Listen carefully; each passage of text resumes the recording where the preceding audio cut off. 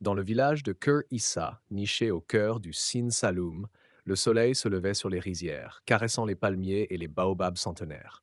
Le jeune Issa, âgé de 17 ans, s'éveilla au son du tama que frappait son grand-père El Hadji Mamadou, un ancien tirailleur sénégalais. Réveille-toi, mon fils. Aujourd'hui, tu apprendras l'histoire de notre lignée. Issa suivit son grand-père jusqu'à l'ombre d'un baobab sacré. Là, El Hadji déroula un vieux tissu contenant des médailles ternies et une photo en noir et blanc. Ceci est notre héritage. J'ai combattu en France en 1944 pour libérer un pays qui n'était pas le mien. À mon retour, j'ai été oublié, comme tant d'autres. Issa écoutait, fasciné, les récits de bataille, de camaraderie et de trahison.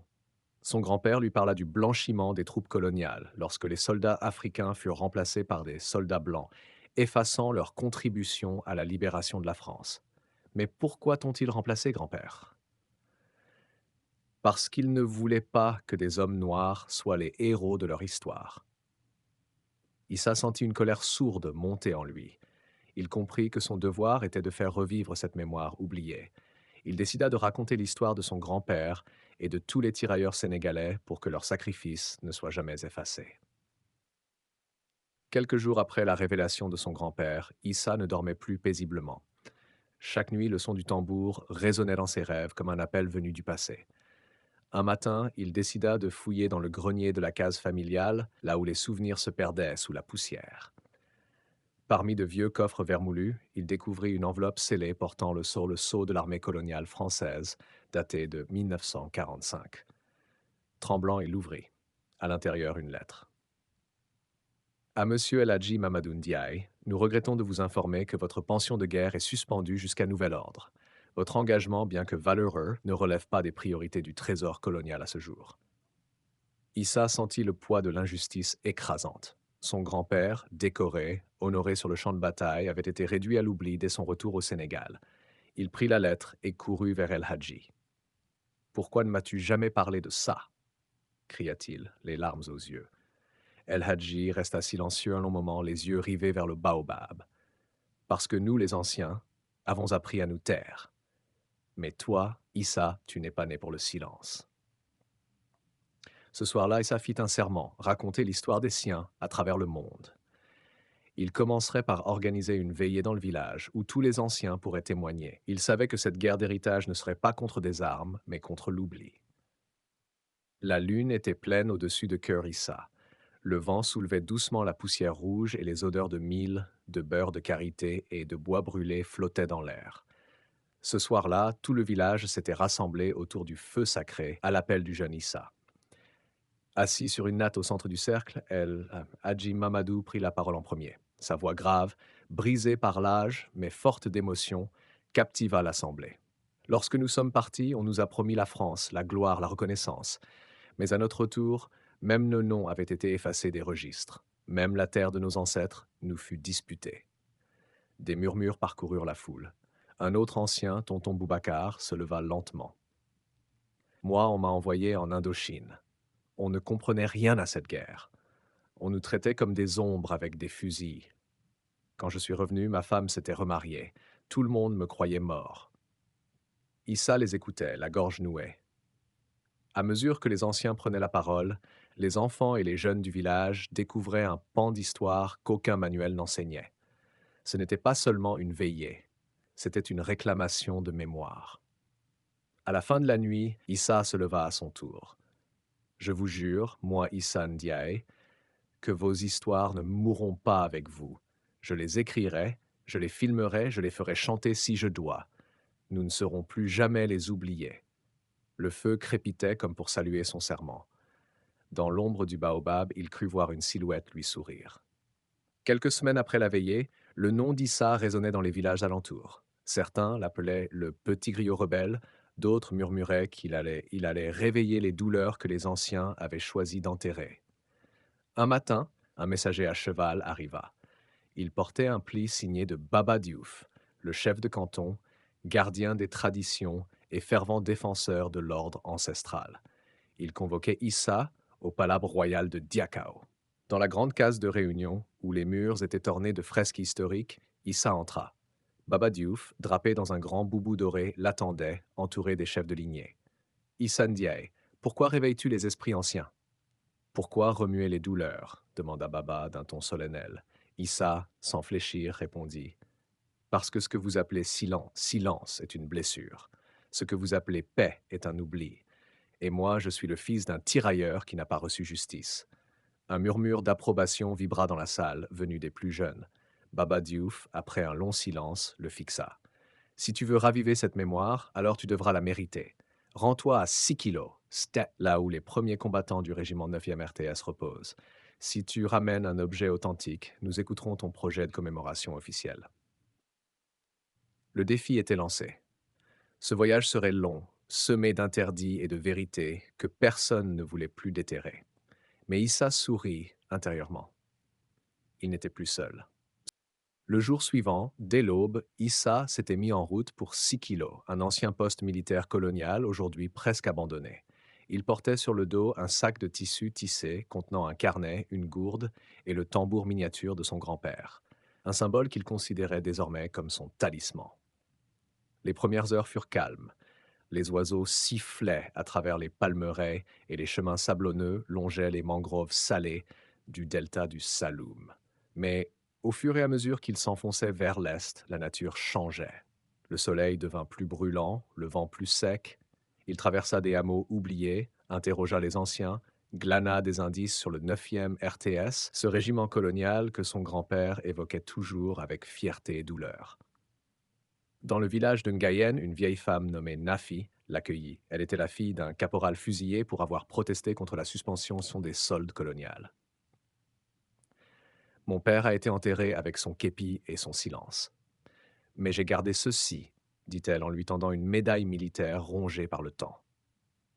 Si tu vas à 6 kilos, dépose-la là-bas, sous la pierre du souvenir. C'est là que le colonel envoyait ses ordres. C'est là que le sang a séché sans justice. Issa promit de le faire. Ce soir-là, il dormit près d'un feu, entouré d'étoiles. Il savait que ce voyage n'était pas seulement une quête historique, mais un acte de guérison, de mémoire. Il ne cherchait pas la gloire, mais la restitution d'un honneur oublié. Issa atteignit 6 kilos un peu avant le coucher du soleil. Ce lieu avait autrefois abrité un poste militaire stratégique sous l'autorité coloniale française. Aujourd'hui, il n'en restait que des ruines, quelques piliers de latérite rouge, une bâtisse écroulée et, au centre, une large pierre taillée couverte de mousse et de poussière. Il savait que c'était là, la pierre du souvenir, un mémorial improvisé par les anciens du village pour les tirailleurs du 9e RTS. Aucun drapeau, aucune plaque officielle, rien qu'un symbole muet entre les herbes. Issa s'approcha lentement. Il sortit de son sac la médaille rouillée que lui avait confiée Mère Nafi. Il la déposa doucement sur la pierre, puis sortit aussi son tambour miniature. Il frappa 3 coups, comme le faisait El Hadji Mamadou, pour invoquer les esprits. À vous tous qui avez donné votre vie et votre silence, je vous restitue ce qui vous a été volé. Le vent se leva doucement. Les feuilles frémirent comme un frisson ancestral. À cet instant, Issa ne se sentait plus seul. Il était entouré par ceux qui n'avaient jamais écouté. Il sortit son carnet et y écrivit « Ils n'ont pas eu d'épitaphe, mais je leur écrirai un livre. » Puis il grava dans la pierre, à la pointe de sa lame, On ne peut pas enterrer la mémoire. Alors qu'il s'éloignait, un vieillard inconnu sortit de l'ombre. Tu es le premier à être revenu ici depuis 1956, dit-il. Issa se retourna, surpris. Qui êtes-vous? Un survivant du 9e RTS, et j'ai des choses à te montrer. L'homme au visage parcheminé invita Issa à le suivre à travers les ruines jusqu'à une petite case en argile qui résistait encore au temps. À l'intérieur, tout est intact. Des uniformes suspendus, une vieille photo en noir et blanc de soldats africains devant un drapeau français, et au centre, posé sur une tablette en bois, un carnet à la couverture de cuir noir. Je m'appelle Abdourahmane Diallo. J'étais caporal dans le 9e RTS. J'ai survécu à l'embuscade de Thiès, puis j'ai déserté après la mutinerie de Tiaroy. Ce carnet appartient à mon ami Mamadou Samb. Il est mort ici, sous mes yeux. Issa, les mains tremblantes, ouvrit le carnet. Les pages jaunies racontaient l'enfer. Les longues marches sans nourriture, les humiliations des officiers, les blessures non soignées, et surtout, la fraternité entre les hommes. Des chants y étaient notés, des proverbes wolof et même des croquis de villages traversés. Pourquoi ne l'avez-vous jamais montré demanda Issa. Parce qu'on nous a appris à avoir honte de cette guerre. Parce qu'ici, on préfère oublier ce que les colons ont laissé derrière eux. Issa savait ce qu'il devait faire. Ce carnet serait le cœur de son livre. Il y voyait le symbole de tous les oubliés. Je veux que tu le gardes, Issa. Tu es le seul à avoir écouté. Tu es le seul à avoir écrit. Issa serra le carnet contre sa poitrine, une larme coula sur sa joue. Ce jour-là, il ne portait plus seulement l'histoire de son grand-père, mais celle de tout un régiment. Quand Issa revint à Cœur-Issa, le ciel était chargé de nuages lourds, comme s'ils portaient en eux la mémoire de son périple. À son arrivée, les enfants coururent l'annoncer. Le vieux El Hadji Mamadou l'attendait sous le baobab, là où tout avait commencé. Issa s'agenouilla devant lui et lui tendit le carnet du soldat inconnu. Je l'ai trouvé à 6 kilos. Il appartenait à Mamadou Samb, un frère d'armes que tu as peut-être connu. El Hadji tourna lentement les pages. Son regard s'embua. Oui, je le reconnais. Il chantait toujours avant la bataille. Il disait Si je meurs, que mon tambour résonne dans la gorge de mes fils. Issa leva la tête. Il comprenait enfin. Ce qu'il faisait n'était pas simplement de la mémoire.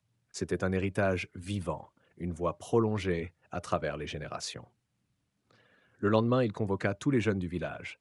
Sur la grande place, il ouvrit le carnet et lut à haute voix. Il parla de la marche de Thiès, du silence de Tiaroy, de la douleur des mères. Il n'était plus seul. Des enfants prenaient des notes, des jeunes dessinaient les visages racontés, des anciens pleuraient sans honte. Issa lança un projet, le musée des tirailleurs oubliés.